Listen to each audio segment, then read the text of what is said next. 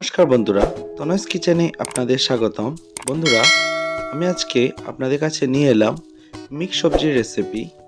এইভাবে মিক্স সবজি ঘরে একবার তৈরি করে দেখবেন সবারই খুবই পছন্দের হবে। আর বাচ্চারা যেহেতু মিক্স সবজি খেতে ভালোবাসে না, তাই এইভাবে একবার সবজিটি তৈরি করে দেখবেন বাচ্চাদেরও খুব পছন্দের হবে। তো চলুন বন্ধুরা, আমরা এই মিক্স সবজি তৈরি করার দিকে এগোই। এই মিক্স সবজি তৈরি করার জন্য আমি প্রথমে সবজিগুলোকে ছোটো ছোটো করে কেটে নিয়েছি। আমি যেসব সবজি নিয়েছি তার মধ্যে রয়েছে বেগুন, ঝিঙে, শসা, আলু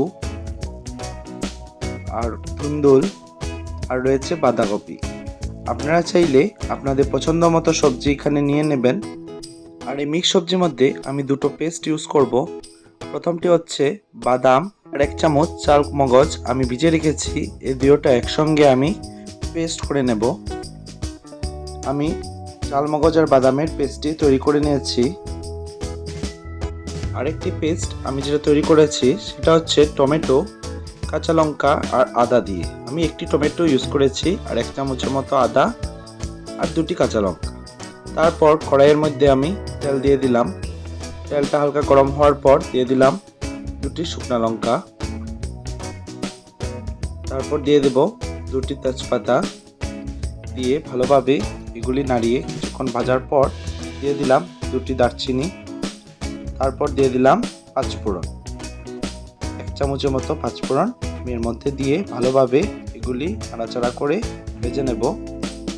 এরপর আমি একটি টমেটো কেটে রেখেছিলাম, সেটা আমি এর মধ্যে দিয়ে দিলাম আর দিয়ে দিলাম 4টি কাঁচা লঙ্কা। দেওয়ার পর এগুলি আমি কিছুক্ষণ ভেজে নিচ্ছি।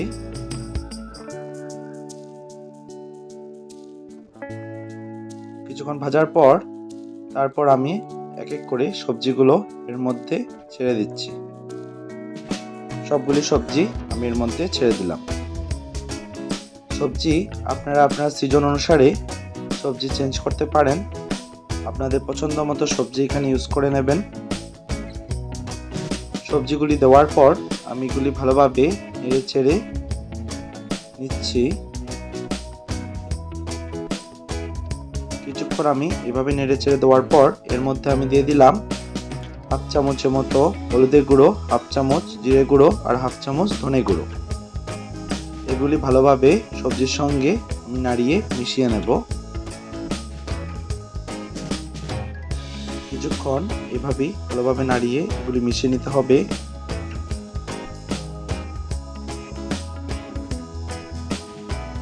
তারপর এর মধ্যে দিয়ে দিলাম পরিমাণ মতো নুন। নুনটা আপনারা বুঝে ইউজ করবেন। এগুলি ভালোভাবে মিশিয়ে আমি এটা কিছুক্ষণের জন্য ঢেকে দিলাম। মোটামুটি 5 মিনিট আমি এটা ঢেকেছিলাম। সেটা খুলে আমি আবার এটা নাড়িয়ে নিচ্ছি। তারপর আমি এর মধ্যে দিয়ে দিচ্ছি টমেটো পেস্ট, যেটা আমি আগে তৈরি করে রেখেছিলাম। সেটা দিয়ে ভালোভাবে সবজির সঙ্গে আমি নাড়িয়ে মিশিয়ে নিচ্ছি। কিছুক্ষণ টমেটো পেস্ট দেওয়ার পর নাড়ানোর পর আমি এর মধ্যে দিয়ে দিলাম বাদাম আর চালমগজের পেস্টটি। এই পেস্টটি কিন্তু এই মিক্স সবজির মেইন টেস্ট। এটি দেওয়ার ফলে সবজিটি খেতে খুবই টেস্ট হয়ে যায়। তারপর এটা আমি কিছুক্ষণ ভালোভাবে নাড়িয়ে নেব। বন্ধুরা, আপনারা এই পর্যায়ে 1/2 চামচের মতো চিনি অ্যাড করে দেবেন। তারপর এটা আমি কিছুক্ষণের জন্য ঢেকে দিচ্ছি। মোটামুটি 5 মিনিট আমি এটা ঢেকে রেখেছি। ঢেকে রাখে আমি এটা খুলে নিয়েছি আবার। তারপর আমি আর এটা ঢাকবো না। এটা থেকে দেখুন জল বেরিয়েছে, সেটা আমার ভালোভাবে তাড়িয়ে শুকিয়ে নিতে হবে। দেখুন আমার সবজিগুলি কিন্তু ভালোভাবেই সিদ্ধ হয়ে এসেছে।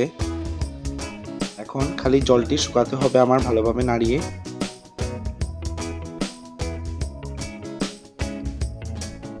বন্ধুরা, আমি মোটামুটি 10 মিনিট পর ফ্লেমটা অফ করে দিয়েছি।